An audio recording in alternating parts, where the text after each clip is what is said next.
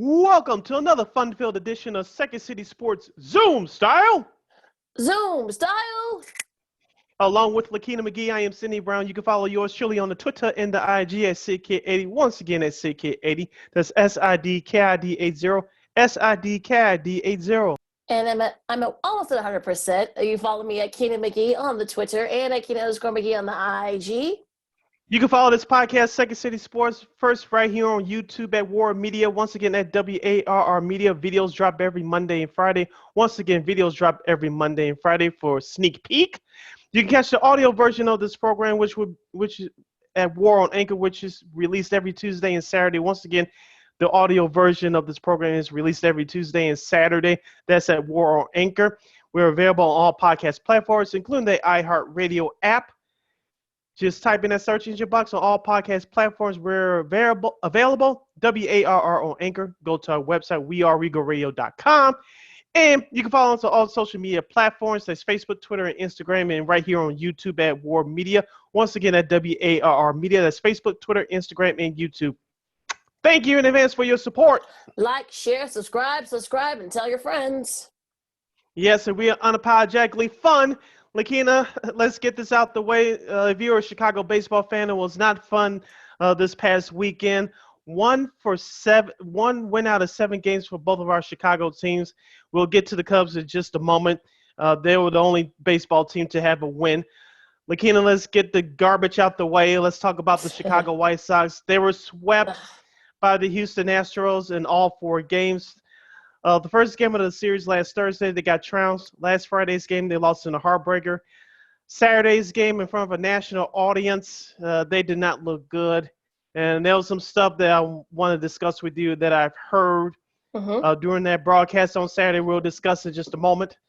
Sunday's game did not look good either. Yeah, I know. I know. Just not a good weekend all around for the White Sox. Yeah.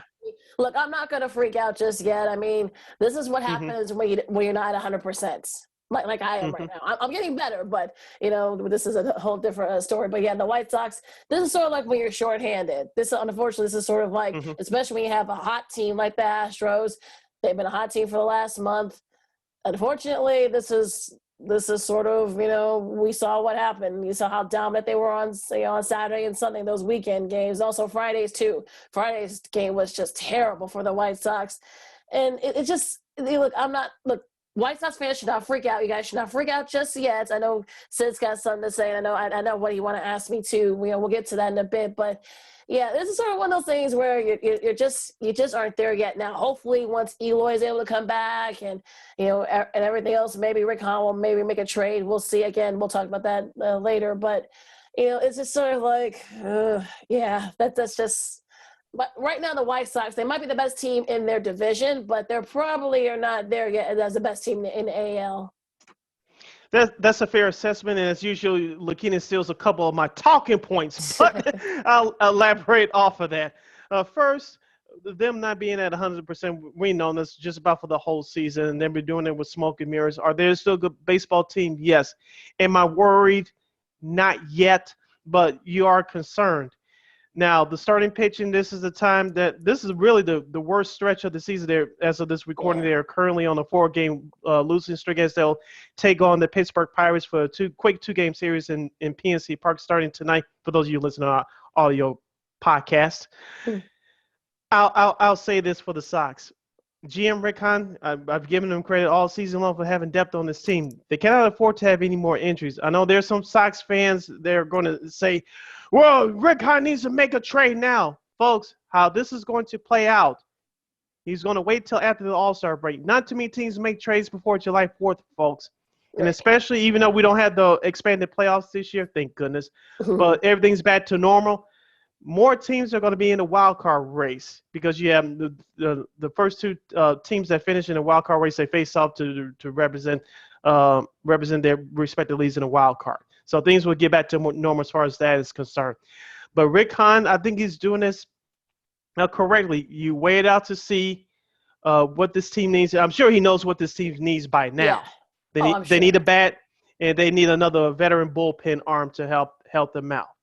But plus the trades are not made, definitely not before July 4th. Okay, so this is going to take all the way to the deadline on Saturday, July 31st.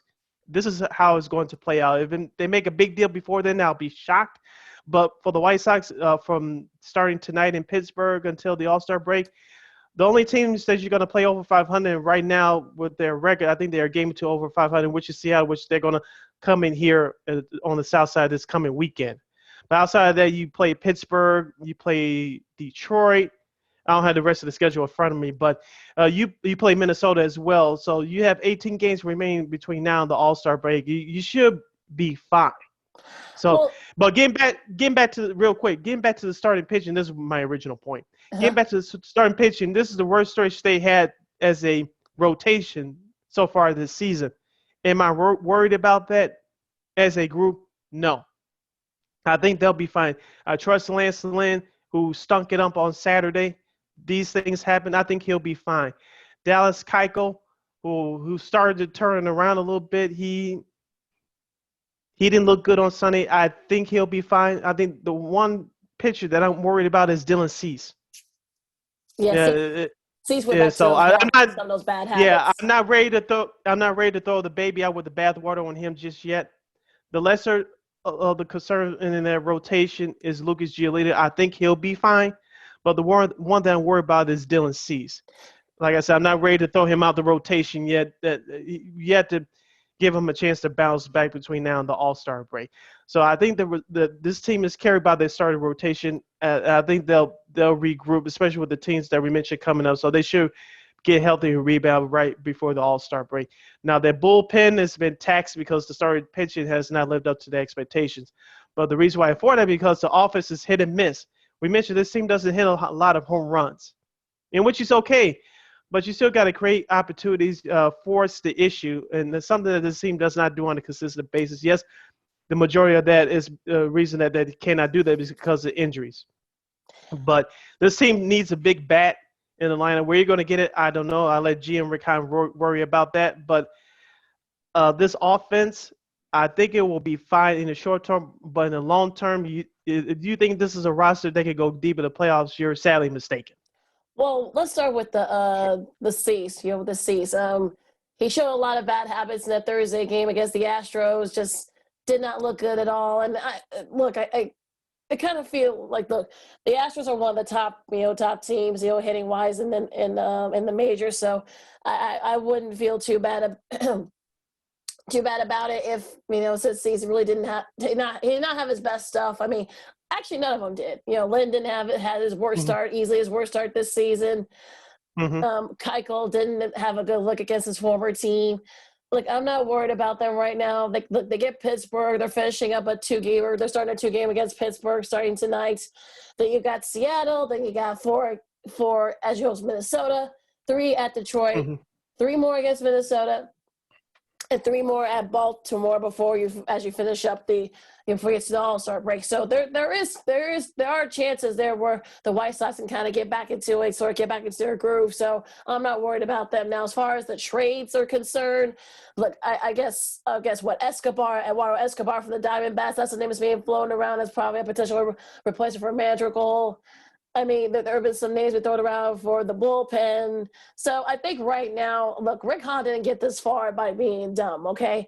He's going to, play his cards right. Look, they rarely make trades before the trade deadline unless it's a really good, deal for both sides. So for all the White Sox fans that were hoping that maybe they'll pull off a trade before the All-Star break, it's not happening. It rarely happens. So, unfortunately, the offense did not look good either. So you kind of thought that maybe the offense would pick up the slack since the pitching wasn't very good. Unfortunately, that wasn't the case. So, I'm not too worried about it. Like, these things happen. You're in a long 162 game season. You're going to have stretches where you're going to be scoring 7 or 8 runs a game, but then you're going to have stretches where you're only going to score 1-2 runs, if any at all. So this is sort of like a par for the course for the season. So if you're a White Sox fan, you shouldn't be too worried about it right now. You're listening to Second City Sports along with Lakeena McGee. I'm Sidney Brown as we talk about the Chicago White Sox and them being swept by the Houston Astros. They start a quick 2-game series on the road tonight at Pittsburgh. Lakeena, going back to the Astros series, they scored a total of 8 runs through 4 ball games. They're just not going to get it done. Their starting pitching was shellacked by a very good Houston hitting team with Carlos Correa, Jose Altuve, and Yordan Alvarez. Those guys can hit, and so the Astros showed that this past weekend. But I want to discuss something with you, and I put out a tweet last Saturday during during Fox's broadcast. It was done by Chicago Bulls announcer and Chicago's very own Adam Amin and former White Sox World Series champion from '05, AJ Pierzynski, and they talked about Yermin Mercedes' struggle ever since that quote-unquote incident in Minnesota last month. Ever since then, he's only hit 2 home runs, talking about the Yamaneta. He's only hit 2 home runs since then, and he was 0 for 19 during that 4-game series against the Astros. I don't know if he's going to play in this series against Pittsburgh because in the National League ballpark, there's no DH rule. So if you're Tony La Russa, hope you give Yermin these 2 days off. I hope that he does. But going forward, I want to ask you, do you give Yermin Mercedes not just these 2 games off against Pittsburgh? Do you perhaps, because they have an off day on Thursday and then they'll play Seattle over the weekend, do you give Yermin, I don't know if you're going to give too many days off, but do you give him these 2 games off against Pittsburgh and maybe perhaps the Friday night game off against Seattle, because he's really been struggling ever since that quote-unquote incident last month. I'm watching his at-bats. It looks like he's looking for the home run, and that's not happening. You know this as well as I do. Whenever you come out and you start hitting the ball right away, not too many people know your scouting report. They don't know how to attack you.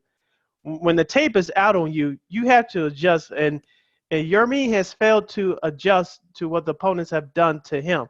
Like I said, he's looking for the home run ball every time. That's not going to happen at this level. I know he's trying to establish himself as a Major League Baseball player, but you got to take what the pitcher gives you. If he's throwing pitches all over the place and you're not swinging, take that walk. If he's giving you a ball that you can hit to right field for a double, or just give you a ball just to hit for a base hit, you take that. But every ball that's thrown to you is not going to be a home run ball. So you got to take what the pitchers give you. Well, it's interesting. Is it because of that? Is it because that pitchers are starting to figure him out?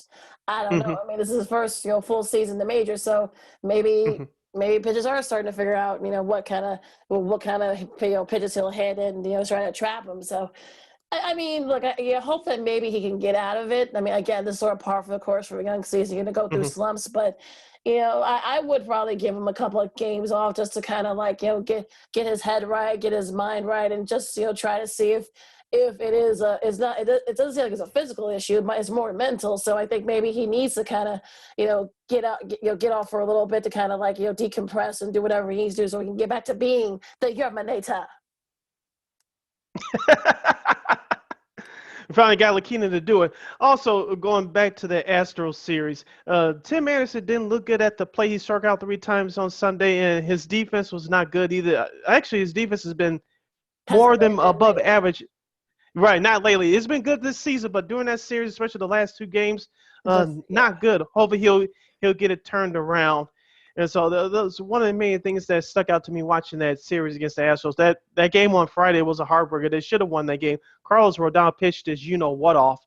He deserved a better result than that.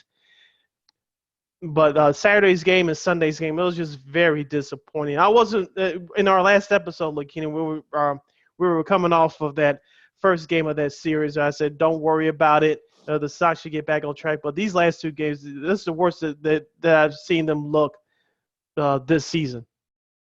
Like I said, I wouldn't worry about it if you're the White Sox. I think, you're gonna look at that. Look, I mean, the Astros, like I said, have been one of the hottest teams in the league the last month and a half. So for anyone that sort of thought that it was going to be a big task, but like I said before, this is what happens when you're shorthanded. You go against a team like the Astros that's looked really good. Look at Altuve had a great series. Brantley had who's been a kind of a White Sox killer. Well, he had a great series for the Astros as well. So it's just look, unfortunately, you're gonna get these kinds of series sometimes. So I wouldn't worry too much if you're a White Sox fan. I would say just keep it going, burn the tape, and just move on.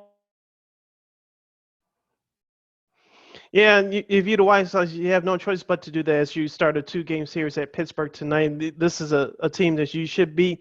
This should be a quick two-game sweep. If you come out there 1-1 or get swept, things are really going to get heated going into the wrong direction if you're the White Sox. But I still got faith in this team will take care of business, and then you get ready for Seattle this upcoming weekend. So you still, as of this recording, 2.5 games up on Cleveland. You're dominating everybody else in your division. So you still a good enough a team to keep afloat, and I believe they'll get it done. But GM Rick Hahn has some work to do between now and the trade deadline. So you got a little bit over a month away to do that. So I believe he'll make some moves. Can he get both a big bat and a veteran reliever in the same trade, or make two separate deals before July 31st? We shall see. So it's going to be an interesting about 5 weeks leading up to the deadline.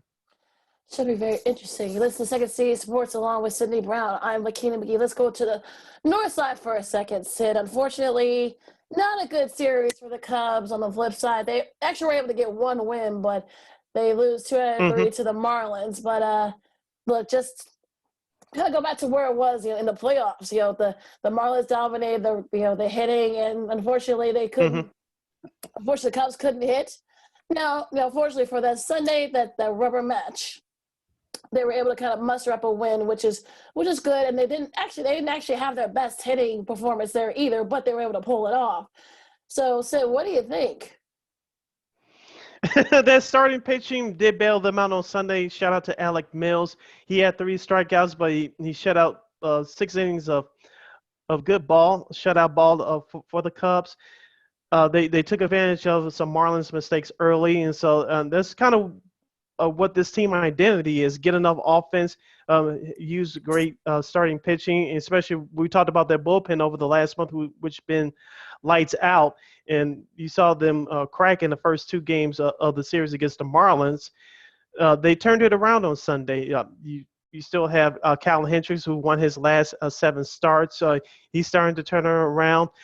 Jake Arrieta got roughed up on Saturday. He didn't look good. As we told you guys, you're not getting 2015, 2016 Arrieta anymore. So wherever you get out of him is a bonus. And so he looked bad on Saturday. Friday's game, even though it was a rare Friday game, they didn't look good either. Zach Davies got roughed up too. So for the Cubs, it was nice to get that win on Sunday. We know that the Marlins are not a very good team. And so it was nice for them to build morale and get back on track. I know they're playing Cleveland at Wrigley Field as we speak for a quick 2-game series at the friendly confines. But the Cubs need to get back on track. As of this recording, they are tied with the Milwaukee Brewers for the best record in the NL Central with a 40-win, 32-loss mark. For the Cubs, just like we talked about with the White Sox a few moments ago, you brought this up looking about a week or so ago. It wouldn't hurt for GM Jed Hoyer to get another veteran bullpen arm. But this team, they can use another big bat, but most importantly, they can use another veteran starter. Where are you going to get that from? Arizona, Pittsburgh, maybe Colorado, but they don't have anybody as far as starting pitching is concerned. But will you get Madison Bumgarner from Arizona? And will you get somebody else from another bad team?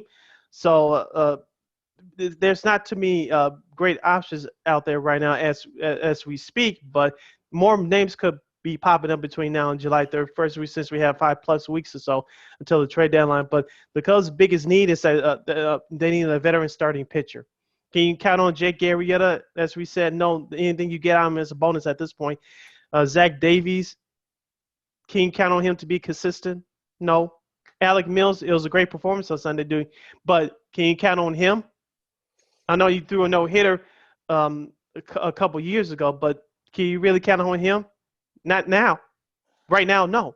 Well, and I think that's the name you just mentioned. I think that's been sort of part of the problem with the pitching. Unfortunately, starting pitch, I should say, has been very inconsistent. And we saw that Adam Duval's been kind of like the Cubs killer, I guess. He had like 6 RBIs during that series. He did show Milton actually struck him out twice, in the Sunday game, so that actually helps a little bit for that Cubs killer status. But like you said, so I mean, is there anybody out there that the Cubs can get? I'm sure they're going to want to give up a lot. And also, too, hitting, like you got a former Cub right now, Kyle Schwarber. I think he has like 10 home runs in his last like 12 games or something like that. So, you can use him right now, for the extra hit, for the Nationals. So, I don't know. I mean, look, I think the good news for the Cubs, like I said before, no one else has run away from the division. The Brewers, they won 2 out of 3, but again, they've had their struggles. The Reds have won. The Reds have lost 4 in a row as of this recording. Cardinals have struggled a lot lately too. So, the one good thing is that the good news is the fact that everyone else in your division has been the kind of struggle. So the good news is that you're still tied at the top. So this is a perfect opportunity for the Cubs to kind of try and separate themselves because they have a pretty tough schedule, especially this week. You mentioned the series that the Indians going on right now. They have 4 in Los Angeles against the Dodgers, a Dodgers team that's actually been playing very well lately. They got 3 against the Brewers next week. Then they got 3 against Cincy, 4 against Philly, and 3 against St. Louis to finish up their first half of the season for the All-Star break. So not an easy schedule for the Cubs by any means, but you can kind of try to at least win some of these series, and split the 4 gamers, so that way you can at least sort of still be leading your division by the time the All-Star break happens. Yeah, you just have to keep winning series if you're the Cubs. Just keep treading water. In an ideal world, you want to separate yourself from Milwaukee and St. Louis. But as we said throughout the season, this division is going to come down to perhaps the last day of the season. These teams are they're not great, but they're good. They're good, but they're not great enough to separate from anybody. Whoever catches a hot streak is going to be the one that's going to win this division. Is this Cubs team good enough to get on a hot streak? Of course, they had the best record in the National League in the month of May. They kind of struggled here in June, but they still have another hot streak or 2 left in them, I believe. But it's had to come down to starting pitching, and some of those superstars are going to have to step up, like Javi Baez, Chris Bryant, Jason Hayward, and Jock Peterson, who's been having a great 2-week stretch. Some of those guys will have to step up too, but some of the supporting cast members have been carrying you, like Patrick Wisdom, Ian Happ, and Duffy for those stretches there. But your superstars going to have to step up. No doubt about it. And I think if you want to, like I said before, if you want to hang on to that league in the National League Central, I think the Cubs, like names you mentioned, they're going to have to. Everyone's going to have to step up. And the good news is that everyone's kind of had their turn, but everybody needs to step up at the exact same time. Yep. So let's quickly, before we move on, what was your best and worst from Major League Baseball from this past weekend? Oh gosh. There actually were a lot of really good, stuff that happened this week in baseball. I mean, it was sort of like I don't know how you feel about it, Sid, but there was so many sort of really interesting things. The Yankees actually threw another triple play. It's their third. Yeah. And, on Sunday, I should say, against the A's. And it's their third triple play that ties for the most in Major League history. And they went 2 out of 3 in that series. And that was a much-needed serious win for them because they need to kind of stay within distance of the AL East. So they definitely needed that desperately. The Indians actually played very well. They're only 2.5 back from the White Sox, so they better, White Sox better watch themselves as far as the Indians are concerned. Look, the Dodgers are the Dodgers. I'm not too worried about them. Yeah, Walker Buehler almost had a no-hitter on Saturday. I was watching some of that, but that got negated in the 8th inning. So, like you mentioned, the Dodgers are very good right now. They swept the Arizona Diamondbacks. They almost gave away on Sunday, but the bullpen came and shut it down. So so the Dodgers are doing what they're supposed to do, beating the teams they're supposed to beat. So the Dodgers, they're not going away. I know the San Francisco Giants had their issues with the Philadelphia Phillies. Also, too, the San Diego Padres. Now, this is going to be a tough stretch for them because I was watching that game on Saturday as the White Sox were getting their butts kicked. I was watching the San Diego Cincinnati broadcast. They were on Fox at the same time via my computer. Fernando Tatis Jr. Was injured again in the 5th inning, but his replacement, Kim hit that 2-run home run in the bottom of the 8th inning. Of course, that was part of a win that eventually ended up in a series sweep for the Padres. During that game, I don't know if you watched, you probably missed this, Lakeena. During the beginning of the game on Saturday, Joey Votto was arguing balls and strikes, and the whole plate umpire threw him out. There was a young Cincinnati fan that, first, it was an idiot Padres fan that was trying to get in on the action, and he got thrown out. Thank goodness. Buddy, no one came to see you. Go sit your ass down. We came to see the players play. You as a fan, I don't care how much you pay for the ticket, sit your butt down, behave yourself like a civil citizen, and watch the game. No one came to see you, buddy. Get your ass out of here. Excuse my language. Yeah. But there was a young Cincinnati Reds fan that came to see Joey Votto play. Of course, Votto got ejected on Saturday night, but the next day, Votto came up to the little girl and gave a autographed baseball. And so I thought, and that was trending all over social media. So I thought there was a great moment for Mr. Votto and to surprise that young fan. We always talk about the players, the figures they do stupid stuff, grabbing headlines as far as being negative, but for doing something positive, we should give them credit as well. So I wanted to take time out to do my part and give positive action to these athletes. Like I said, we give them hell for doing stupid stuff. We should give them credit for doing great stuff on the flip side. Yeah, absolutely. And it's unfortunate that those things don't get as much attention as the bad stuff. So when something like that happens, it's a great thing. Another bad thing I saw, the Rays, they've lost 6 in a row. There's just, I think it's because the injuries are starting to catch up with them. And now they're a half game back from the Red Sox when they were leading the division. And now the Yankees are living at their heels too. So not a good look for the Rays at this point. You know, the injuries, like I said, are starting to kind of creep up to them. But yeah, I mean, look, the Astros, of course, 4 of those 7 of their 7 straight wins have been at the White Sox suspense. So, unfortunately, but again, you got to give them props.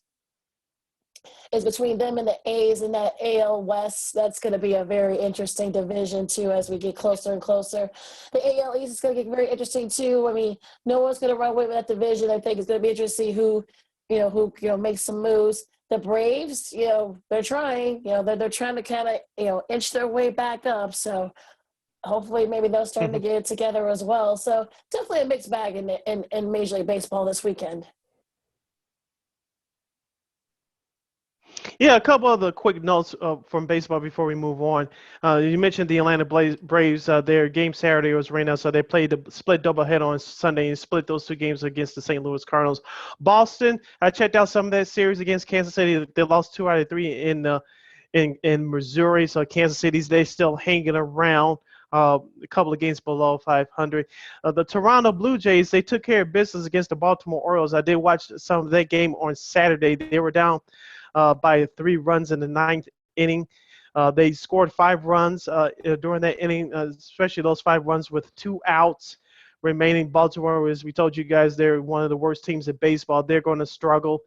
And so Toronto took advantage of that. Of course, they finished off the series on last Sunday. So we told you guys, Toronto, they're a good team offensively. Just that starting pitching is what I'm worried about. But because of their offense, they're going to hang around in the AL East the AL East race, I should say. Even though I did pick them as my AL wild card winner. And I think they can still do that, though.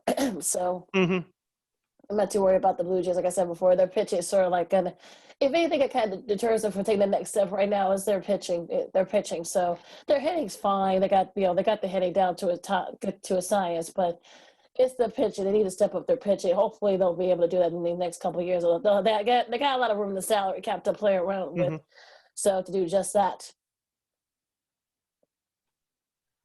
Okay, and taking a look at the series, there will be that are taking place for this upcoming week. You have Cincinnati at Minnesota. Of course, the White Sox at Pittsburgh to face the Pirates. Houston at Baltimore to take on the Orioles. Kansas City will travel to New York to take on the New York Yankees as they turn it around lately. The Washington Nationals, as Lakeena mentioned with Kyle Schwarber's 3 home run performance last Sunday against the Mets. They'll travel to Philadelphia to take on the Phillies. Of course, the Braves and the Mets are doing battle from Citi Field in Queens, New York. Speaking of the Red Sox, travel to Tampa to face the Rays. That should be an interesting series. St. Louis will travel to Detroit to take on the Tigers in the interleague battle. Another interleague battle is the Blue Jays will face the Miami Marlins. Of course, the Indians and Cubs are doing battle as we speak from Wrigley. Oakland will travel to Texas to take on the Rangers. The San Francisco Giants and the Anaheim Angels, who suddenly got hot with the injury to Mike Trout. And the Brewers and Diamondbacks will do battle from Chase Field. The Dodgers and the Padres, I'm watching every minute of this series. This will be round 3 between these two heavyweights in the NL West. They're doing battle in Petco Park this week. And, of course, you have the Rockies and the Mariners. So should be interesting baseball for this coming week. I'm looking forward to that Dodgers Padres series. No love lost between those two teams, right, Sid? I mean, that's always a fun. It's Exactly. It's become like that fun series that people, are gravitating towards. Yes, these are two West Coast teams, but I think that, hopefully this will get a lot of national attention. People out east will gravitate towards it. The Tampa-Boston series, that's going to be very interesting, too. Like I said, Tampa's having a lot of injuries right now. They haven't been playing very well, so we'll see if Boston kind of puts some distance between themselves and the Rays in that AL East. All right. You're listening to Second City Sports along with Lakeena McGee. I am Sydney Brown. As we now transition over to the NBA playoffs, we know that the conference finals are taking place. We'll get to that in our second segment. But when we last had our last episode, a couple of series were still going on. We'll review last Friday's Western Conference semifinal matchup between the Utah Jazz and the Los Angeles Clippers. The Clippers finally get to the Western Conference Finals for the first time in their 50-year history of their franchise. They defeated the Utah Jazz 131-119. Donovan Mitchell led Utah with 39 points, 9 rebounds, 9 assists. Terrence Mann led the Clippers with a personal career high of 39 points. Lakeena, the Clippers were trailing by 25. And I at halftime I said it's going to be tough. I don't know if they can do it, but they outplayed Utah in that second half. Terrence Mann, I just mentioned, with a career high 39 points. He took over the game PG-13. Paul George finally showed up again. The Clippers had the momentum. Utah, they turned the ball over down the stretch. They couldn't hit shots. And so the Clippers earned that Game 6 victory, because if they didn't win that game last Friday, it was no way in hell they were going to win a Game 7 at Utah. Oh no, that wasn't happening. And excuse me, yeah. I mean, you got to give the Clippers props. I mean, I watched that game from start to finish, and once the Jazz were up 25 at halftime, I was like, oh, there's no way the Clippers were going to be able to pull this out. And sure enough, they did just that. And Terrence Mann, I mean, I think the most he scored over when he was playing at Florida State was like 30. So that was, that 39 points was a personal career high for him. He stepped up. Marcus Morris Sr. stepped up. I mean, look, all the role players stepped up with PG, and we actually saw a little bit of the playoff PG that we thought that we've been waiting for the last 5 or 6 years. So just a great all-around performance by them. And look, I think the Jazz, you can tell that Donovan Mitchell was not 100% with that ankle injury. Those guys that stepped up to hit those 3-pointers. It wasn't fault. They weren't falling for them in the second half, and look, they were able to get back into it, and they were able to catch up and win it. And look, I think that the Jazz are kind of at a crossroads right now. We'll see what direction they go. They're going to go during the off season. It's definitely going to be something to look out for. But as far as the Clippers, I mean, look, Reggie Jackson had 27. He stepped up a lot during these playoffs, and just an impressive all around, comeback performance by them. And it just, they should definitely be commended for it. Also, too, Chicago's very own Patrick Beverley had 3 big 3-point shots during the last 5-6 minutes of that fourth quarter to put it away. So let's give him credit as well. As we said in our last few episodes, it's going to take a team effort for the Clippers. You don't know if Kawhi is going to come back. I know it's not safe to assume, but if you're the Clippers, assume that Kawhi is done, not just for assume that he's done for the rest of the playoffs. So you're going to have to have guys like Patrick Beverly and Reggie Jackson and Terrence Mann step up. Head coach Tyronn Lue, he's used just about everybody on his roster. So, as we said before, by game 3, each team knows what the other team is going to do. You're not running any exotic plays. You're not surprising anybody with any silly scheme. So it's just about who executes the best, who executes the most down the stretch. For Tyronn Lue, the head coach of the Clippers, he's doing a tremendous job. Whoever you see fits in there, he's going to play. We talked about playoff Rondo. He's had some played in the last 6-7 games. So we'll see if he gets some run during these rest of the conference finals. Like I said, we'll review game 1 of that series and preview game 2 on the flip side. But for this game 6, the Clippers, the whole entire team has to be commended. Definitely. Excuse me, definitely. I mean, like I said before, I mean, everyone stepped up. The starting guys stepped up. And look, I mean, like I said, Patrick Beverly, I mean, look, we've teased about him, but look, he hit some big shots. And look, I think the 3-pointer just abandoned Utah in the second half. And, I think they were, oh, be quiet, you. Sorry about that, folks. But yeah, I mean, the 3-point shot just abandoned them. Gobert got into some foul trouble, so he wasn't much help either. So it just, it all kind of, the stars kind of aligned for the Clippers, if you will. Yeah, so the Clippers earned that Game 6 victory against Utah Jazz, and they're facing the Phoenix Suns right now in the Western Conference Finals. We'll get to that on the flip side on this show. Lakeena, now let's go to last Saturday night's instant classic playoff game between the Milwaukee Bucks and the Brooklyn Nets. Of course, the Brooklyn Nets will be sitting at home. Why, you ask? Because they lost to the Bucks in Game 7, 115-111. Kevin Durant scored 48 points, grabbed 9 rebounds, and dished out 6 assists. Giannis Antetokounmpo, a.k.a. the Greek Freak, led Milwaukee with 40 points, 13 rebounds, and 5 assists. Lakeena, let's address the elephant in the room. Kevin Durant tied it in the fourth quarter. Everybody thought it was a 3-point shot, but both his toes were on the line, so they counted as a 2. That was a great job by the instant replay folks. But in overtime, the Brooklyn Nets were trailing by 2, 113-111. Kevin Durant pulled up for a 3-point shot. You could tell fatigue was in everybody, especially in that overtime. Durant took a bad shot. Brooklyn had 1 timeout left, and you didn't take it.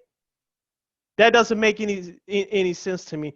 I know people are going to say, well, Steve Nash is a rookie head coach. He's learning on the fly and blah, blah, blah. That was inexcusable. I'm sorry. They should have taken a timeout. If you had given Kevin Durant a rest, you would have drawn up a better play. Who knows? Somebody else would have tried to hit a big shot. But to be disorganized like that's just a mental blunder that should not be excused. The Nets should have called the timeout there, and you would have had a better play set up instead of air ball 3-point. That just didn't make any sense to me.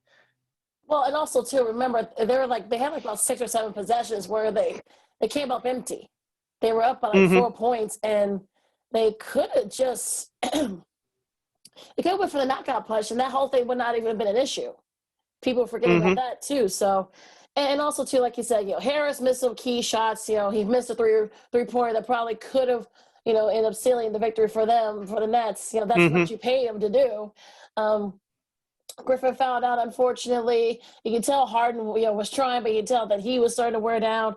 Bruce Brown, missed some key shots. Jeff Green missed some key shots late. So, look, you want to give the Bucks all the props in the world, but you can tell that the Nets were, undermanned and just, shorthanded. And like you said, Sid, that timeout, they could have set something up.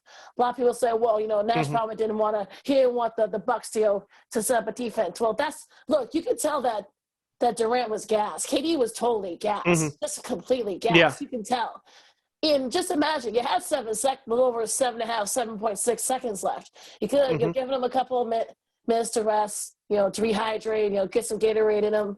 And then maybe you could have set something up because, a decent play. And look, if he was, double teamed or whatever, somebody like a Harris or a Brown or maybe a Harden could have hit a 3-pointer or so, could have hit a shot or something. So there's so much play to go around. And look, yes, you give the Bucks their props, but again, the what if Kyrie hadn't gotten hurt tweets and posts, you saw a lot of those. And like, unfortunately, that's going to be sort of like the asterisk here because of the fact that the Nets were shorthanded.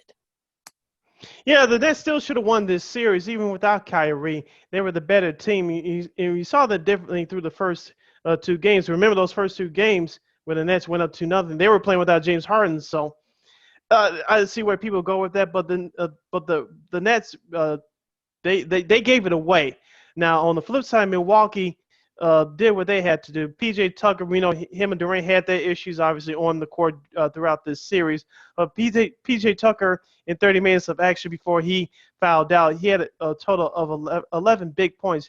Giannis Antetokounmpo, as I mentioned, scored 40 points, but Chris Middleton carried that 38-point performance from Game 6, and he had 23 points in Game 7. Brook Lopez stepped up with 19 points. Drew Holiday, he didn't have a great shooting game, but he had 13 big points as well. So Milwaukee, even though they only had 9 points off their bench, their key guys, their supporting cast that's supposed to help out Giannis, they did what they had to do down the stretch. While Brooklyn came up short and they were gassed. Both teams were gassed, but Milwaukee had enough left in the tank. Well, at least the Bucks bench scored 9 points. The Nets bench scored 0 bench. Exactly. None. Zilch. So, yeah, I mean, look, the Lopez had that key block, that from Durant, so that would have, probably would have tied it. So, you give him his props too. So, look, Giannis stepped up when he needed to. Drew Holiday stepped up when he needed to. Middleton hit some big shots. So, you give a nice, applause to the Bucks. But again, the Nets were shorthanded, so you really can't give him too much credit. Yeah, so congratulations to the Milwaukee Bucks. They'll be moving on to the Eastern Conference Finals for the second time in 3 years. They will take on the Atlanta Hawks because the Atlanta Hawks went into Philadelphia last Sunday and defeated the 76ers by the score of 103-96 in Game 7 of their series. Trae Young struggled. He had 21 points, but he struggled shooting from the field. He's playing with a bad shoulder as we speak. Kevin Huerter was the big man for the Atlanta Hawks. He scored 27 points, grabbed 7 rebounds. Joel Embiid for the Sixers scored 31 points, grabbed 11 rebounds. Lakeena, as we said before, big-time players make big-time plays in big-time games. And the Philadelphia 76ers, including Embiid, struggled down the stretch, turning the ball over, missing close-in shots. On the flip side for the Atlanta Hawks, as I mentioned, Trae Young didn't have a great shooting night, but it was his supporting cast that really carried the Hawks through a tough environment to earn that Game 7 win on the road. If you told me that Kevin Huerter, the former redhead from Maryland, would be the one that be leading the score for the Hawks in Game 7, I would look at you like you were crazy. And he did Exactly. And look, I mean, he was 10 for 18 from the field, and just an amazing job. And that's not even a career high, believe it or not. Yeah, I think it's like 32 or something. That's his career high, but definitely a playoff high for him. Trae Young had his issues. He was only 5 for 23, but like you said, Capella stepped up. I mean, yeah, Gallinari, John Collins. Yeah, John Collins. I mean, look, if you had told me John Collins would be a big factor in Game 7, I would have thought you were crazy too. Gallinari. Look, Gallinari had 17 off the bench, so it's crazy. The brother with a bad mohawk, even though his hair is growing back. I just have to say that. It's starting to fill out a little bit. It's starting to fill out a little bit. Yeah, I mean, just the supporting cast for the Hawks, definitely picked up the slack, and also too Nate McMillan. I mean, to think that just about this time last year he was getting fired by the Pacers, and look at him now. So, and also too, it was actually he took over as head coach earlier this season. So. Just, major props to him. And on the flip side for Philly, I mean, look, Ben Simmons, 5 points. Really? Really? Really? Really? He shot 2 of 4 from the field. I know, right? Come on. Matisse Thybulle, I mean, look, people thought you were better than Patrick Williams this season. Really? Only 8 points. Shake Milton, only 2 points. I mean, George Hill only 3. I mean, come on, this is absurd. I mean, you can't put it all on Doc Rivers. I know, I'm sure there are going to be some people that are going to want to blame him, but remember, folks, I mean, a lot of these guys were still there. A lot of these guys were there when Doc came along, and look, Embiid had his issues, but other guys had to step up. Seth Curry did his best. He had 16, but he missed some key shots late, and like you said, the turnovers is just. It was just bad all around for Philly, and the Hawks definitely deserved to win the series. I don't know if you caught the post-game comments from Doc Rivers. I forgot who it was the reporter that asked him, do you think Ben Simmons is a point guard for a championship team? He said, I'm just paraphrasing here, he said, right now we don't know. And I get why he's doing that because, one, he wants to support Ben Simmons publicly. But number two, you know that Philadelphia is going to try to trade him this summer. And so you don't want to trash your best asset if you think you're going to try to trade him. Now, I saw some stuff on social media for the last 24 to 48 hours, and I was listening to some Philadelphia sports radio yesterday, and they were talking about trading Ben Simmons and who gets the blame. Yes, Doc gets some of the blame, but the majority of the blame goes on the players, and Ben Simmons in particular. You've been in the league 4, 5 full seasons. You cannot develop a decent jump shot. You cannot shoot free throws. That is inexcusable. He's a hell of a playmaker, but you have no offensive game to speak of. How are you going to survive in this league? If you're Philadelphia and GM Daryl Morey, I know Elton Brand's still up there now helping them. They're working side by side now. Remember, Elton Brand tried to trade him 2 years ago. We talked about it on the show. If upper management said no, you know why? Because this time 2 years ago they gave Ben Simmons that max deal. Now you're trying to trade him with that max deal. I'm sure there's some teams that will want to take him, but if you're Philadelphia, are you going to get fair value for him back? I don't know. As you guys know, and again, we talked about this before, GMs and scouts watch the same games you and I watch and the fans watch. And you can't pull a rug over their eyes. And so that's why I bring up the question: do you trade Ben Simmons? If you're Philadelphia, you're going. I would say yes, but are you going to give very fair value for him? Is Ben Simmons a true point guard? No. Is he a playmaker? Yes. And I saw, and this is what I wanted to get to. I saw this on social media for the last 24, 48 hours. Do you try to trade him for Damian Lillard, give up a couple of first-round picks? No. Do you that in a perfect world? I think it will work, but I don't think if you're Portland, you're going to do that. If you're Portland, whoever the new coach is going to be, do you really want to see if you can take your chance at somebody like that? Exactly. I don't think you're going to be able to do that. And also, two first-rounders, you're not going to be able to do that. So I saw some people say maybe the Bulls should try and maybe get him, but no, I'm sure. Look, if you're as we said it on our last episode, stop it. Well, look, if you're Arturas Karnisovas, do you really want to take a chance with that contract too? No, you're not going to want to do it. And he's not an actual point guard. Everyone keeps preaching that this team needs a point guard. Simmons is not a real point guard, folks. He's not. And unfortunately, like you said, Sid, he hasn't been able to – he's been in the league all these years. He hasn't been able to develop a decent jump shots and perhaps maybe have better at shooting free throws, hoping that maybe his finesse and playmaking, that can only get you so far in this league. So he needs to kind of develop that. And look, good luck trying to trade that contract, Philly, because you're not going to be able to. No, you might be able to find another team to do that, but good luck. That's all I got to say to y'all. Good luck trying to do it. Yeah, I think Philadelphia will try to trade Ben Simmons, but like you said, we asked, are you going to get fair value for him, and especially with that contract? I don't think so.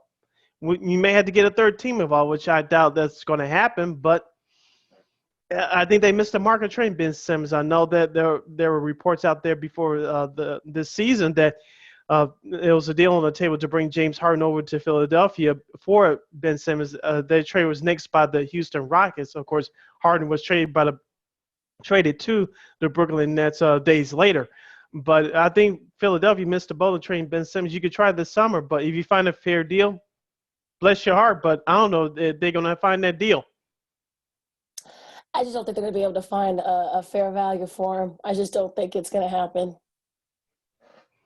Yeah, going back to what I said just a couple of minutes ago, if you're Portland, if you're starting over, maybe you take a deal like that for Ben Simmons and get a first round, maybe 2 first round picks from Philadelphia. But if you're still trying to hang on to keep Damian Lillard, perhaps make another run, no, of course you're not going to do that deal. So it's a catch-22. You damned if you do, damned if you don't. So in your Philadelphia, you're in a tough position right now. We talk about the Bulls here in Chicago being in mediocrity. If you Philadelphia, the window has been wide open for you for the last couple of seasons, and this is the second time in 3 seasons that bowed out in the second round.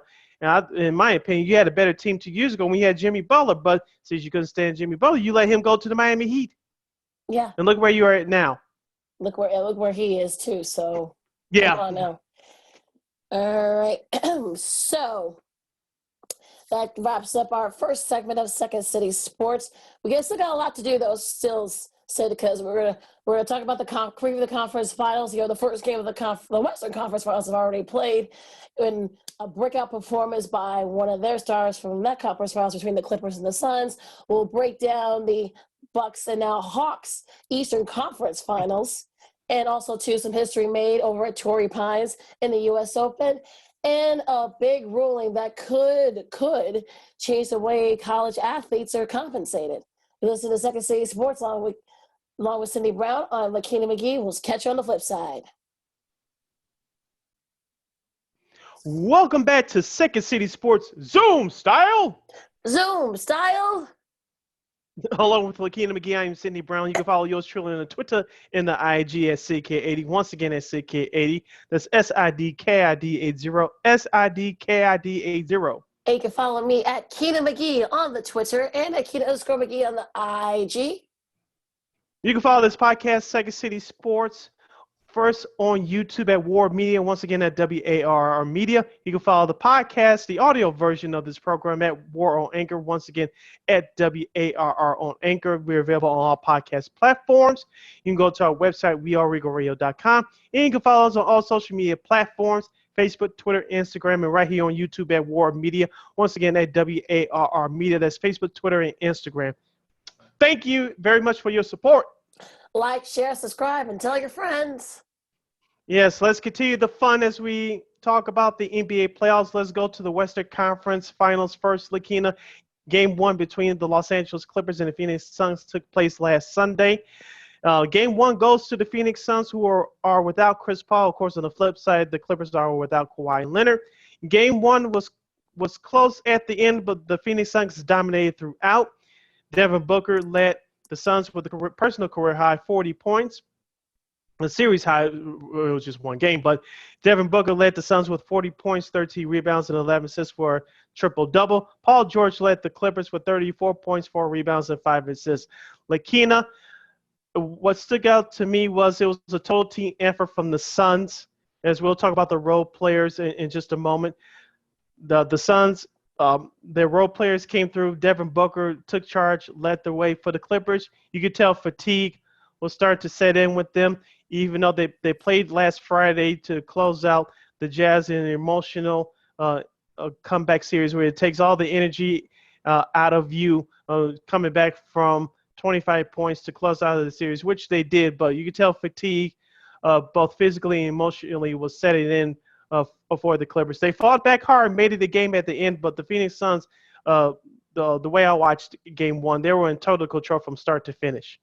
Yeah, they hung on for a while, the Clippers did, but like you said, Sid, you can tell. Look, you come back from 25 points down, it takes a lot out of you, both physically and mentally. So, and as the game went on with the Suns, you kind of felt that fatigue, was starting to set in. But look, Devin Booker just, became, is becoming a superstar right before our eyes. He became just the fourth player to lead both teams outright in points, rebounds, and assists in the conference /division finals game. Joining in guys like LeBron, Larry Bird, and Bill Russell.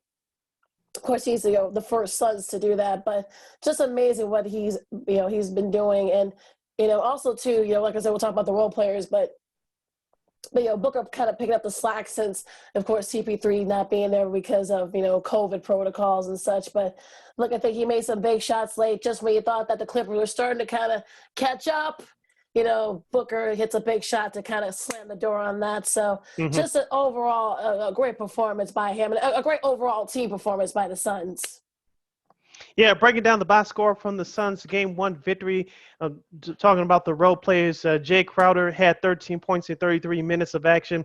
Mikal Bridges, who's been a big surprise for the Suns this year, scored 14 points in 36 minutes of action. DeAndre Ayton, he's still continuing to build up his resume as the second-year man out of Arizona. In 37 minutes of action, he scored 20 points, grabbed 9 rebounds. Campaign! That's right, folks, for you Bulls fans that's listening and watching this. We can blame Jim Borland all we want to, but campaign for whatever reason didn't fit here. We thought that his NBA career was over. He says no. He found the right situation in Phoenix. In Game 1, he had 11 points off of 5 of 10 shooting in 29 minutes of action. Coming off the bench for the Suns, Etwan Moore. He didn't do anything, but he's been important for them all season long. Dario Saric scored 2 points in 11 minutes of action, but it was Cameron Johnson that carried the torch for the Phoenix Suns bench, scoring 12 points. So as we talked about it before with the other teams, Lakeena, your superstars had to set the tone, but as your role players going to have to carry you through. Like I said, a great overall performance. I mean, Crowder stepped up. Bridges has been a great surprise to these playoffs. Ayton's sort of, reaching his potential. Like you said, Cam Johnson, people, a lot of folks in North Carolina remember him. At 12 points off the bench. Look, Etwan Moore. I mean, look, there's another name for former Bulls fans to play with, but look, he kind of sort of, helped kind of like be sort of like that leader since CP3 wasn't there. I think he's sort of like one of the oldest guys on the team since CP3 is out right now. So he kind of helped, with the leadership. So I think that's definitely helped, the Suns, no doubt about it. And just an overall great team effort, a great, coaching job by Monty Williams. Should have won Coach of the Year, but again, that's another story for another episode. We won't go there, but yeah, I mean, look, like I said, they looked really good. The Suns did, and we'll see if CP3 is able to play tonight. We'll see. Should be interesting. And but look, so far the Suns looked really good. Now, I'm not gonna say that the series is over by any means. Look, I think the Clippers, once they start having to rest a little bit, we'll see if maybe they can step up. I mean, Morris, struggled. DeMarcus Cousins actually had his best, most points these playoffs with 11 off the bench, but it just wasn't enough. Batum only had 5 points, and like I said, I think a lot of that is fatigue. So they were only, they were 20 for 47, which actually is not bad from 3. But again, unfortunately, they missed a lot of the key 3 points that would have gotten them back in the game. So, just a like I said, the series is over, but I think the Phoenix is definitely for right now holding serve at home. Now, Game 2, as we mentioned, is tonight at 8:00 Central Standard Time on ESPN. Lakeena, what is your keys for Game 2? I know for me, I'll take it from the Clippers side. Nicholas Batum, he's going to have to step up big. 5 points is not going to get it done. Marcus Morris Sr., he had a bad Game 1 with a total of 6 points. That's not going to get it done either. I'm looking for those two. I'm going to set a mark here for you legal sports bettors out there. Those two, if they combine to score 20 points or more, the Clippers are going to win Game 2. Let me repeat it again. If Marcus Morris Sr. and Nicholas Batum, those two combine to score 20 points or more, the Clippers will win Game 2.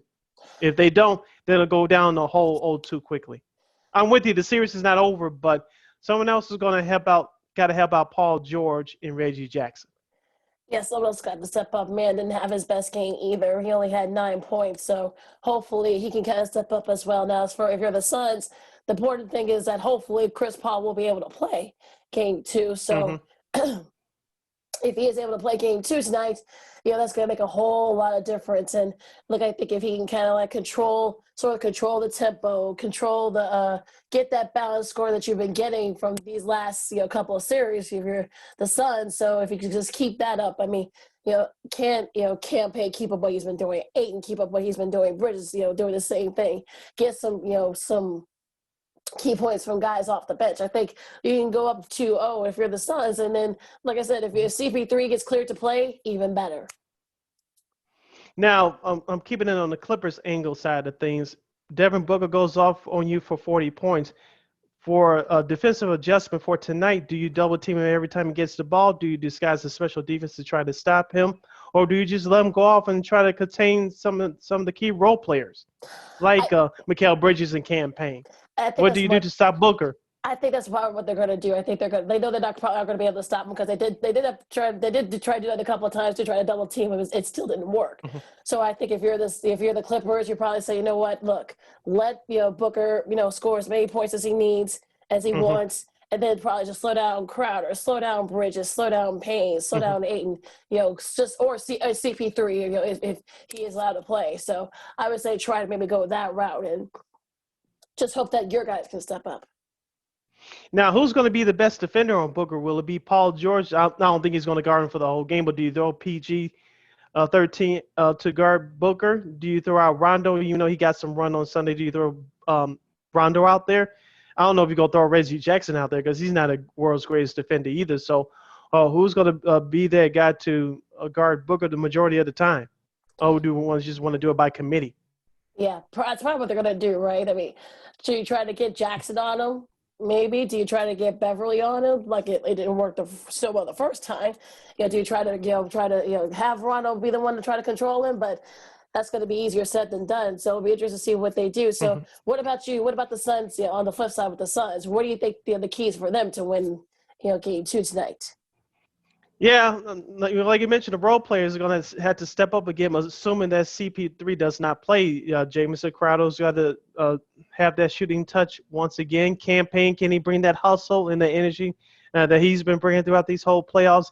We know Devin Booker's going to get his. I don't know if he's going to go for 40 again. He'll try, but I don't know if he's going to actually score 40. But for Phoenix, let's see also if you could establish a bigger inside game with DeAndre Ayton because the Zubac didn't have that great of a game on Sunday. DeMarcus Cousins, you mentioned, he scored 11 points off the bench, but can you really count on him if you're the Clippers? So far, it's been no because head coach Ty Lue hasn't been playing them all that much. So if you're Phoenix, you try to establish a 1-2 punch with Booker and DeAndre Ayton because Ayton's been playing very well in these playoffs. If you can get him going early tonight, gives you something to think about. You view the Clippers on defense because, as we talked about before, they're going to try to have a defense or disguise a plan to stop Booker.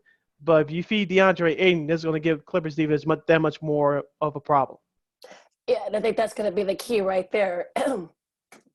Can the defense try to good luck trying to slow down Booker because Mm-hmm. that's gonna be a very tough task. So, like I said, it'll be interesting to see what they do. And like you said, Sid, I kind of feel like it's gonna get to the point where, like you said, whose role players will step up more, and I think that's gonna be the key to winning this particular game tonight. And if you're the Clippers, you hope that you can even the series by doing just that.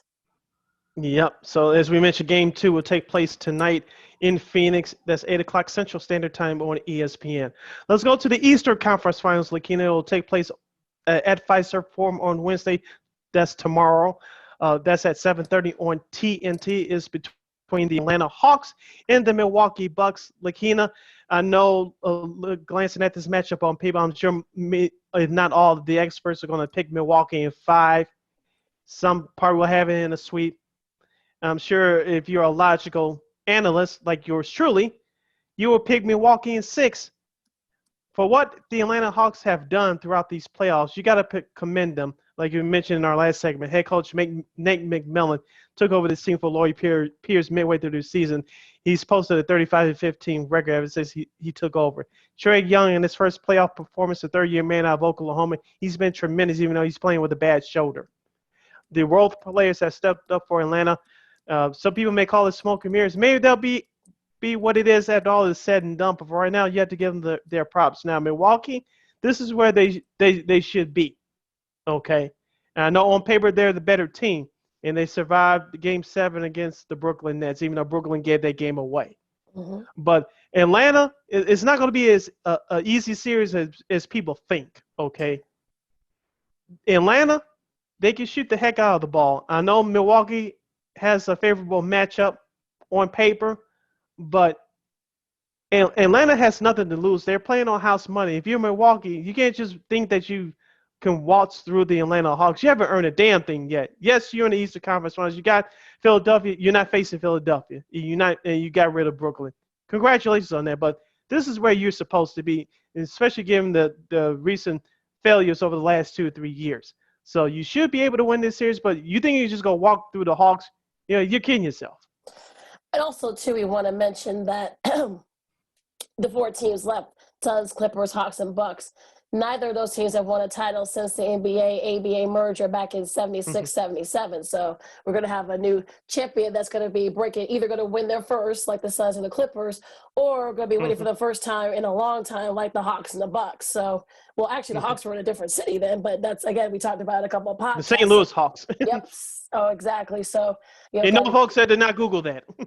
Yeah, no, we did not. So that's a look. We knew that. We knew that out of the fly. But look, like you said, Sid. I mean, if we could get if we could get if we could get the same Hawks team that we're able to kind of take advantage of those mistakes with the 76ers, they could probably pull off another upset here. And I think, look, if you're in the Bucks, I think yes, you're talking trash now, but yet you have a pretty formidable team in Atlanta. So I would not. I would advise, the folks not to look past Atlanta, because Atlanta has shown that they're actually a pretty good team and they're scrappy. Like you said, they're going to play the whole, like, well, no one believes in us card, or no one's talking about us card. So they could use that as motivation. So, so if you're Giannis, I think you better not take Atlanta lightly. I mean, guys like Drew Holiday, guys like Middleton, guys like Bogdanovich are going to have to step up for the Bucks if they want to be able to go to the NBA Finals. And look, as for the Hawks, I mean, like you said, Sid, they have nothing to lose. They're playing with house money, like you said. And if you're the Hawks, I think, look, just keep doing what you're doing. Get your guys to step up. If Trae Young has his struggles like they did against in the last series. Now, again, as far as the Bucks, like I said, Lopez, you're going to have to step up. PJ Tucker's going to have to step up. Pat Kynes is probably going to have to maybe pull some shots too. So, yeah, so it's going to be very interesting to see it's going to be interesting. But this is going to be a better series I think people are giving them credit for. But, yeah, I'm looking forward to this series. It should be a fun series nonetheless. A couple of key matchups to discuss here. Who guards Trae Young if you're Milwaukee? Will you put Drew Holiday on him? I'm sure they will to at least start off the game. But is he your primary defender on Trae Young? Will it be Pat Connaughton, or will it be somebody else? Would you stick Giannis out there for a couple possessions to see if he can stop Trae Young? I think it will be Holiday for the majority of the time, but do you send a surprise defender to try to start Trae Young? Because we all know that he can go get his, even though he's playing with a bad shoulder. But we assume that Drew Holiday is going to be the primary defender on Trae Young in most cases. Yeah, that's going to be the interesting part, right, Sid? I mean, who's going to have that task of guarding Trae Young? Like I said, I think it'll probably end up being Holiday.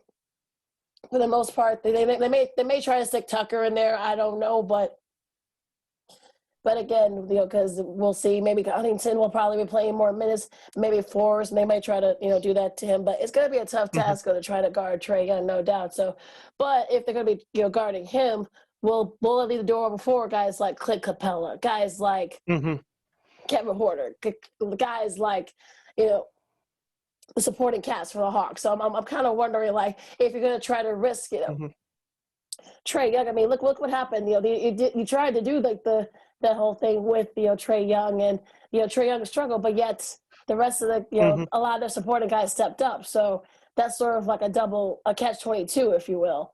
We'll leave the open for Collins and for Bogdanovich and for Horter and for Gallinari, Bad Hair, and all. Are we going to be able to see Lou Williams more this series? So it's all going to depend on like who's matchups and how this game of chess will figure out. Because like I have a strange feeling that the Bucks fans think that they have this series mapped up. I think people should not they should not feel that way at all. On the flip side, if you're Atlanta head coach Nick McMillan, who guards Giannis for the majority of the time? Will it be by committee, or will it be by Clint Capella, John Collins? Who's going to guard Giannis?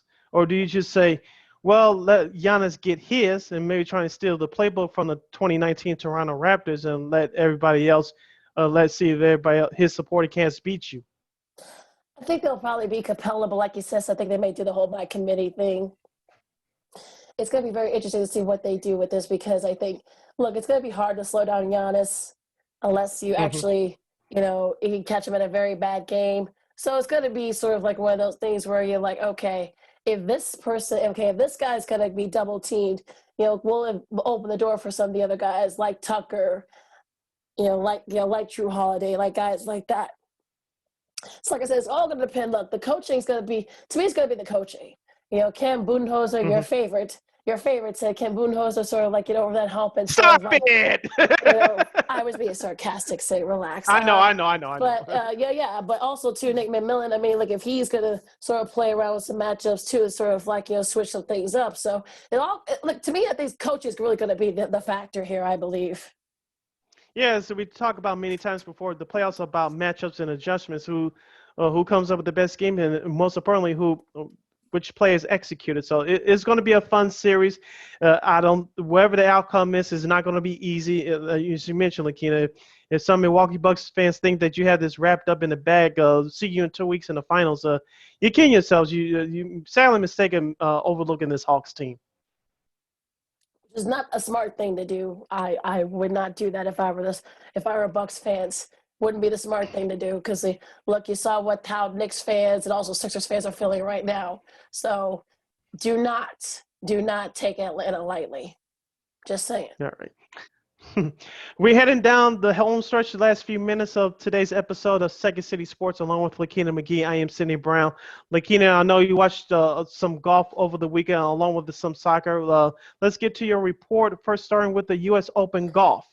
Oh my gosh, it was a crazy Sunday at the U.S. Open. There were like eight or 10 guys that had the within striking distance of the lead, but then various guys started falling off, and DeChambeau played his way out. Also, Rory played his way out of it, and Russell Henley kind of fell out in a couple of holes before that. It was just like there was just like a lot of strange things that were happening all over the place. You thought that maybe. Koepka had a shot, but he fell by the wayside too. There were like I said, so there were at least like a dozen guys that probably could have had a chance to win the U.S. Open, and unfortunately that didn't happen. So who ended up winning it? Well, it was Jon Rahm. He is the first Spaniard to win in 121 editions of this U.S. Open. He is the first Spaniard to win. I remember, God rest his soul, Seve Ballesteros had his chance a couple of times, wasn't able to do it. If you heard Jon Rahm's interview afterwards, he said something he was thinking about him because, he was one of the first, his first idols growing up. He has great history with that golf course in Torrey Pines in San Diego. He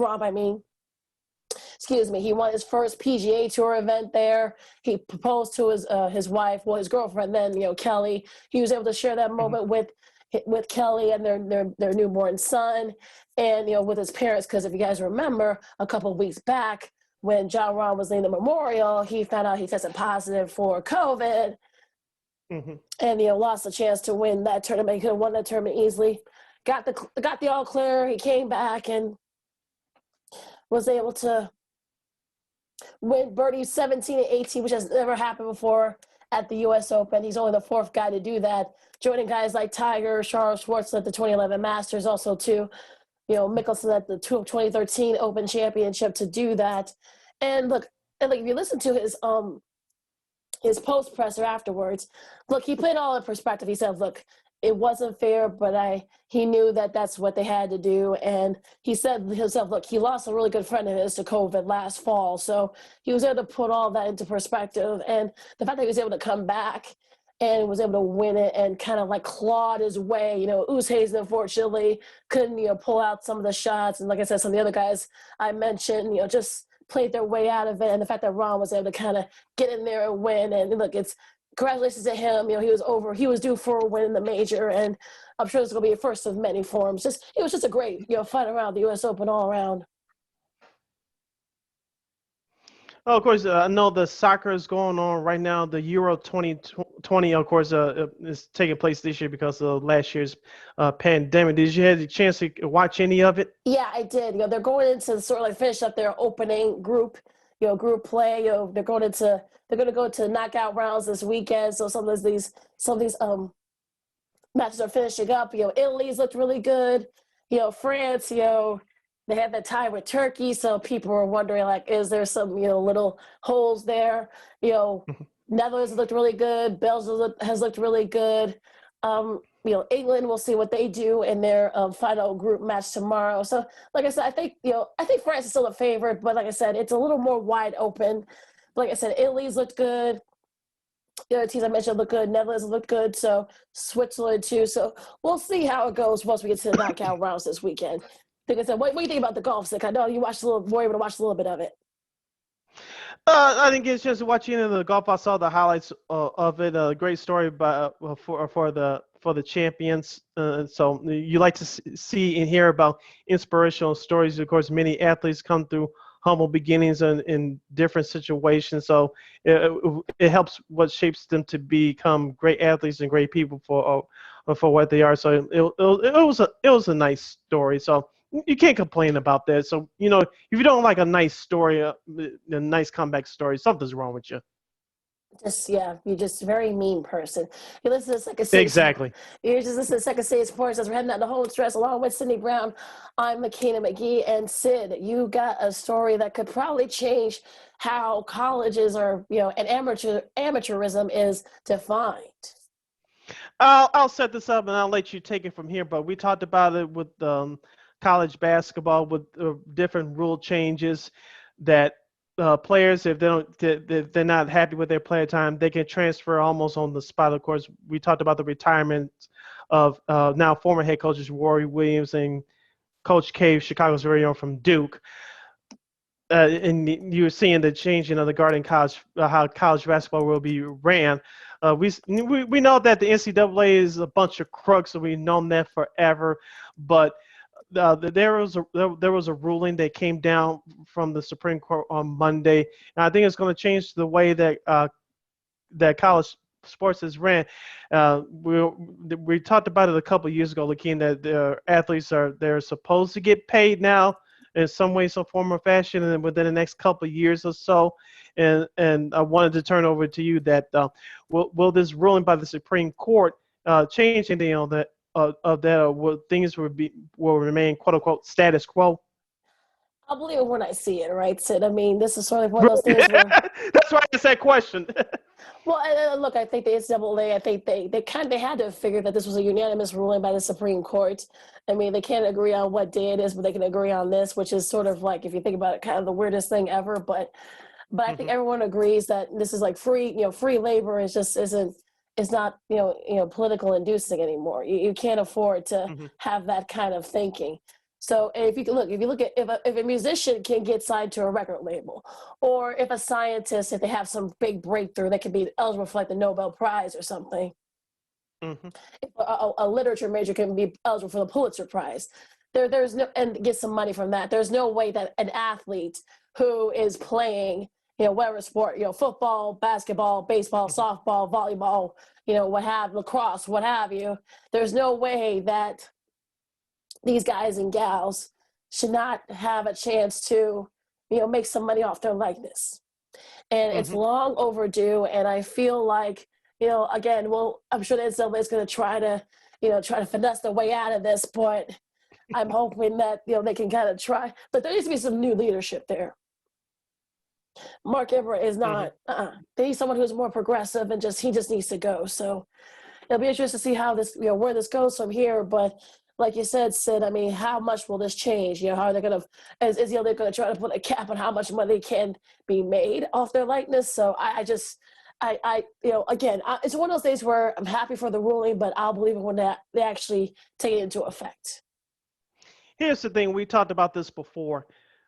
We know that all these schools, especially in these Power 5 conferences, Big 10, Big 12, Pac-12, I know the Big East, the Atlantic 10, especially for not just basketball, but mostly for football, they get all this money from the four major networks: ESPN, Fox, CBS, NBC for your Notre Dame, well, independent for football. Uh, it pays for the program. Of course, the majority of the kids that's going to receive their money, if this is done right, are the football and the basketball players. It depends on what school they go to.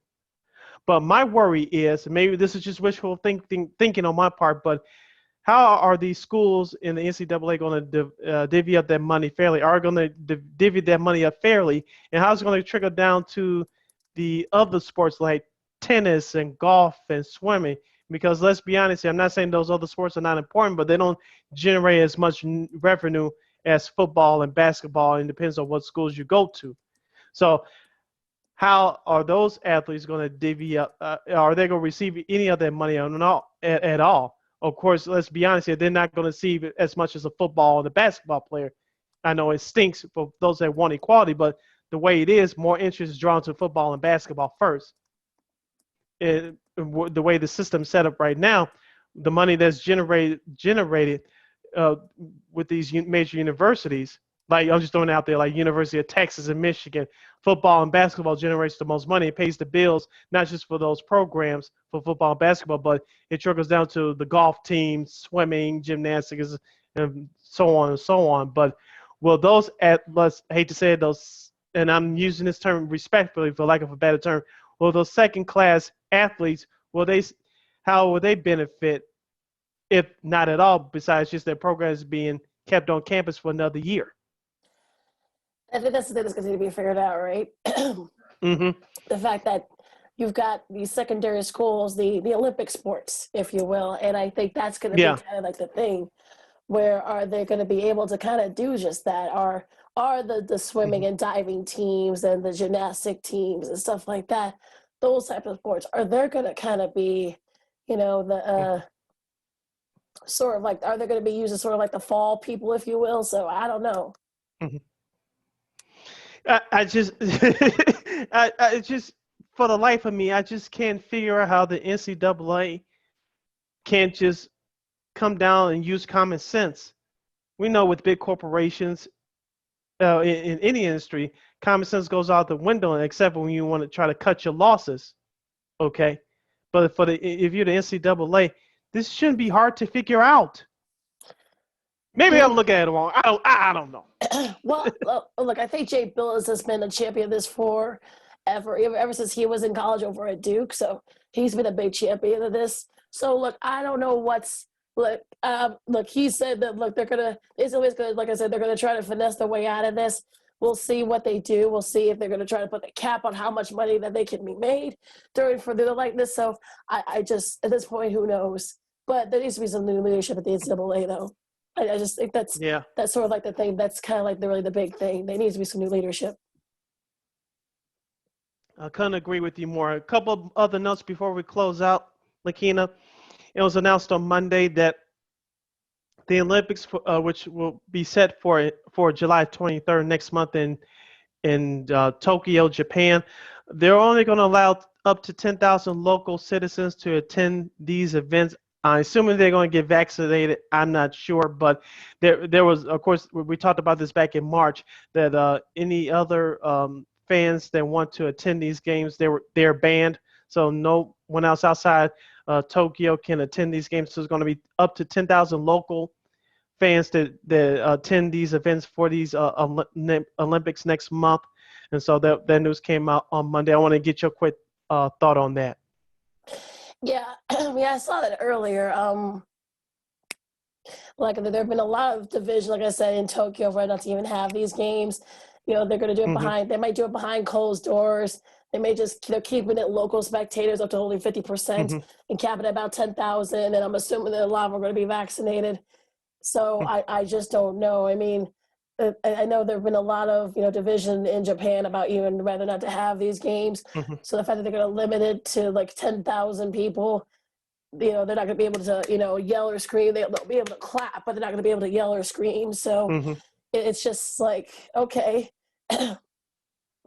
But then they may go no spectators, so I don't know. And like I said, come hell or high water, NBC paid a lot of money to get these games.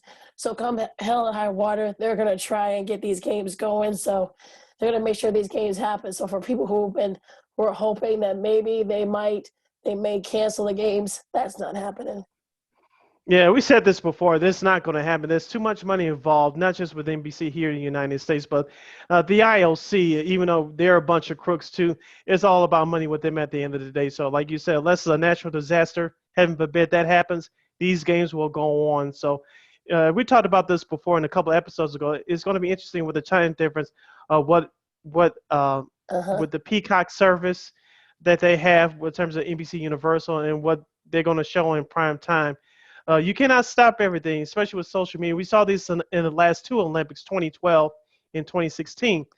You can't control everything, so people are going to find out about key events which will be taking place during the day or during the night, whichever it is, whether it's night over there, day here, and vice versa. So it's going to be interesting how the NBC covers this. Yeah, and of course, they got the Peacock app now, so they may say, "Hey, you can watch it on Peacock if you want. If you don't want to wait for the primetime coverage." So that's probably what they might do. They might just say, "Hey, watch it on the Peacock app." So we'll see how that goes with the Peacock app, because that's probably where they're going to be a lot of their prime time stuff's probably going to be if you want to watch it live. And one more quick note for those of you listening and watching in the Chicagoland area, the Chicago White Sox are opening up Sox Park. I'm not calling it that corporate name.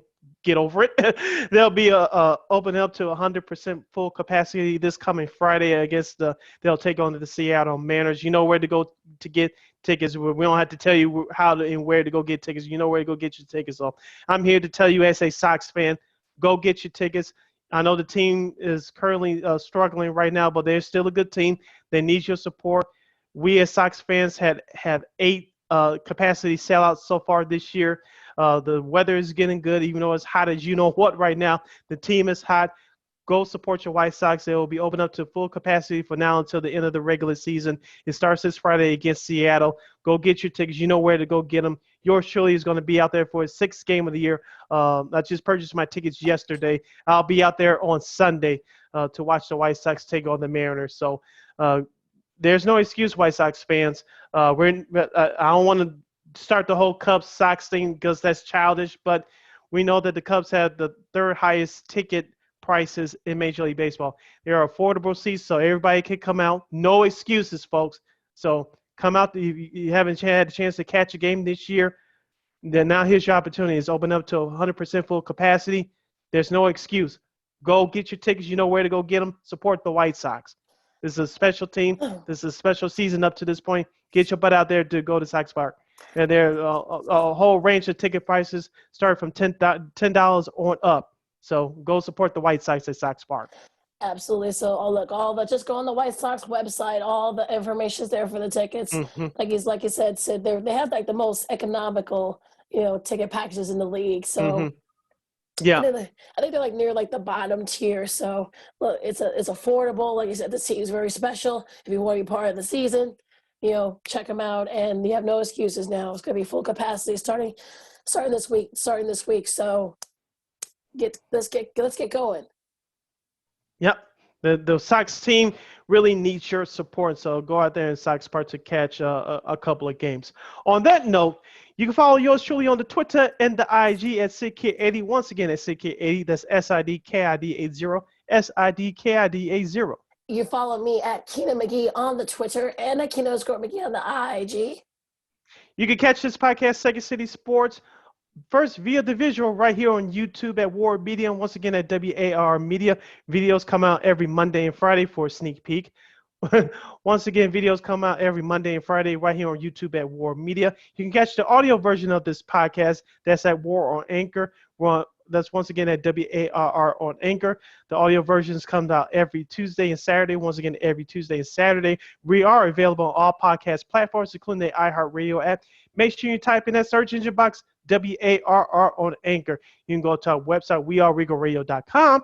That's WEAREREGAL radio.com for more information. And you can follow us on all social media platforms, including right here on YouTube at War Media. Once again, at WARR Media. That's Facebook, Twitter, Instagram, and YouTube. Once again, that's Facebook, Twitter, Instagram, and YouTube at War Media. Thank you very much for your support. Like, share, subscribe, and tell your friends. Yes. For Lakeena McGee, I am Sydney Brown. Thank you very much for tuning in to Second City Sports. We'll have another episode for you coming up later this week. That's the weekend edition of Second City Sports. Enjoy the sports this week. There's a lot of action going on. Stay out of trouble. Even though the pandemic may be over in some of you folks' minds, still protect yourself and be mindful of others. Let's not get too crazy here, folks. I know the weather's getting warm and we want to enjoy ourselves. Don't do anything stupid before you hear from us again. Exactly. Till next time, holla!